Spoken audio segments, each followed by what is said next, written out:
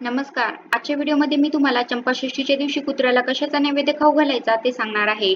पण त्याआधी तुम्ही चॅनलवरती नवीन असाल तर चॅनलला लाईक करा आणि सबस्क्राईब देखील करा. कमेंटमध्ये श्री स्वामी समर्थ किंवा येळकोट येळकोट जय मल्हार लिहायला विसरू नका. आता सुरू आहे मार्गशीर्ष महिना आणि हा महिना अतिशय पवित्र असा महिना मानला जातो. 7 डिसेंबरला आहे चंपाषष्ठी. अनेक ठिकाणी चंपाषष्ठी साजरी केली जाते, तळी भरली जाते. 6 दिवसाचे षटरात्रीचे उपवास चंपाषष्ठीला सुटतात. मार्गशीर्ष महिन्यातील शुक्ल पक्षातील जी षष्ठी तिथी येते ती चंपाषष्ठी म्हणून ओळखली जाते.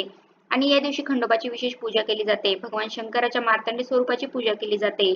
भगवान खंडोबा हे देखील शिवाचाच अवतार आहे. भगवान शंकराने राक्षसाचा वध करण्यासाठी भगवान खंडोबाचे रूप धारण केले होते. मल्लानीमध्ये या राक्षसाचा वध त्यांनी केला होता, म्हणून हा दिवस चंपाषष्ठी म्हणून ओळखला जातो. या दिवशी मनोभावे व्रत केले तर आपल्या आयुष्यातील दुःख, दोष, अडचणी दूर होतात, असे आपल्या हिंदू धर्मामध्ये सांगितले आहे. ज्यांच्याकडे तळी भरत नाही, खंडोबाची चंपाषष्ठीचे व्रत केले जात नाही, त्यांनी सुद्धा या दिवशी कुत्र्याला काही पदार्थ खाऊ घालायचे आहे. त्यामुळे आपल्या सर्व अडचणी दूर होतील, दारिद्र्य नष्ट होऊन जाईल आणि 7 पिढ्याचं कल्याण होईल. आपल्या हिंदू धर्मामध्ये कुत्र्याला खंडोबाचे रूप मानले जाते. खंडोबा दुसरा तिसरा कोणी नसून भगवान शंकराचाच अवतार मानला जातो. त्याचबरोबर कुत्रा जो आहे त्याला त्याचं वाहन मानलं जाते. आणि म्हणून चंपाषष्ठीच्या दिवशी कुत्र्याची सेवा करायला देखील अतिशय महत्त्व दिलं जातं. या दिवशी आपल्या घरी जर कुत्रा असेल तर त्याची आवर्जून पूजा करा. या दिवशी चुकूनही चप्पल किंवा काठीने वगैरे कुत्र्याला मारू नका. उलट मी जी वस्तू सांगणार आहे ती त्याला खाऊ घाला.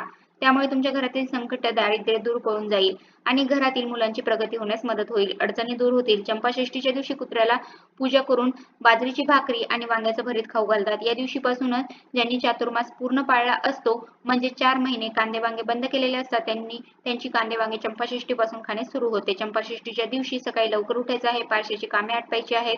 त्यानंतर रोजच्या प्रमाणे आपल्या देवाची पूजा करायची. ज्यांच्या घरी खंडोबाची टाक असेल त्यांनी तळी भरायची आणि नसेल ज्यांच्या घरी खंडोबा त्यांनी कुत्र्याची पूजा मात्र आवर्जून करायची आहे. तर तुमच्या घरी जर कुत्रा असेल तर त्याच कुत्र्याची पूजा करायची आहे. त्याला बाजरीची भाकरी आणि वांग्याच्या भरीत याचा नैवेद्य खाऊ घालायचा. पण जर कुत्रा नसेल तर नैवेद्य कसा खाऊ घालायचा हा देखील प्रश्न तुम्हाला पडू शकतो. तर काय करायचं, तांदूळाची रास घ्यायची आणि देवाच्या समोर पाटावर तांदूळाने कुत्रा काढायचा. त्या कुत्र्याची पूजा करायची आणि नंतर आपण घरी केलेला जो स्वयंपाक आहे, बाजरीची भाकरी आणि भरीत, तो नैवेद्य त्या तांदळाच्या आपण पूजा केलेल्या कुत्र्याला नैवेद्य दाखवायचा. आणि नंतर मग दिवसभरामध्ये तुम्हाला कुठेही कुत्रा दिसला तर तो नैवेद्य तुम्ही कुत्र्याला खाऊ घालू शकता. कारण आपल्यामध्ये प्रथा अशी आहे की नैवेद्य दाखवल्याशिवाय आपण जेवण करत नाही. मग जर तुमच्या घरी कुत्रा नाही आहे आणि आजूबाजूला जर कुठं तुम्हाला कुत्रा दिसला नाही तर तुम्ही दिवसभर उपाशी राहणार का? नाही. म्हणून त्यासाठी आपण ही कुत्र्याच्या तांदूळाची राशीने प्रतिमा करणार आहोत आणि त्या प्रतिमेला नैवेद्य दाखवणार आहोत. आणि नंतर तो नैवेद्य तसाच ठेवून जेव्हा जिथे कुठे कुत्रा दिसेल तेव्हा त्या कुत्र्याला तो नैवेद्य खाऊ घालायचा आहे. असेही केले तरी चालते.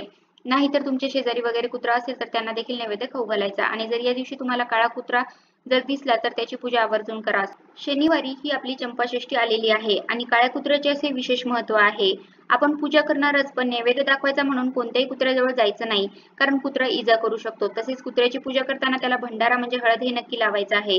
जर तुमच्या घरी जेजुरीची हळद असेल, जेजुरीचा भंडारा असेल तर तो आपल्या घराच्या म्हणजे चंपाषष्ठीच्या दिवशी आपल्या घराच्या चारही बाजूने, चारही कोपऱ्यात तो उधळायचा आहे. नंतर छतावर देखील तो उधळायचा आहे. आणि तुमच्या घरी तळी भरली जाणार असो नसो, पण घरातील सर्वांनी या दिवशी आपल्या स्वतःच्या कपाळाला भंडारा लावायचा आहे. आणि भंडारा लावताना येळकोट येळकोट जय मल्हार असा जयघोष करायचा आहे. तर अशा प्रकारे आजच्या व्हिडिओमध्ये मी तुम्हाला चंपाषष्ठीच्या दिवशी कुत्र्याला कशाचा नैवेद्य खाऊ घालायचा हे सांगितलं आहे. कसा वाटला तुम्हाला माझा आजचा व्हिडिओ कमेंट करून नक्की सांगा. धन्यवाद.